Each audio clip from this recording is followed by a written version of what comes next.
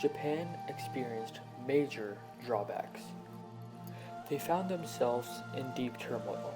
They experienced declining agricultural productivity, period of crop failures and famines, and a harsh taxation, which clearly impacted the rural population. Many of the samurai, daimyo, and peasants responded to this by revolting against the Tokugawa Bakufu. Between 1841 and 1843, the chief advisor, Mitsuno Tadakuni, initiated a few measures to stem growing and social economic decline. First, he canceled debts that samurai and daimyo owed to merchants. Such things caused many revolts and riots. Thus, he surrendered. Foreign pressures were also a big contribution to the Meiji Restoration. Britain, US, and France seek Japan for social relations. However, Tokugawa kindly rejected. From 1847 to 1849, the Bakufu began to make strong military preparations to resist potential attacks.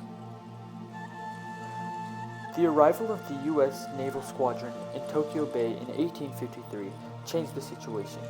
The commander, Matthew C. Perry, trained his guns on the shogun to open Japan to diplomatic and commercial relations. This brought in a lot of wealth to Japan, however, disrupted the imperial power of Japan. Tokugawa officials did not yield power quietly. Instead, they vigorously responded with a series of acts, one of which imprisoning samurai critiques.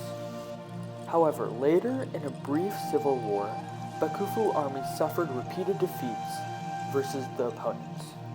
The great Tokugawa shogunate soon retired, and Matsuhito took the throne.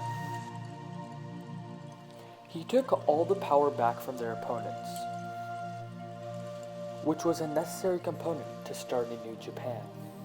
He also made alliances with these countries, including France, US, and Great Britain.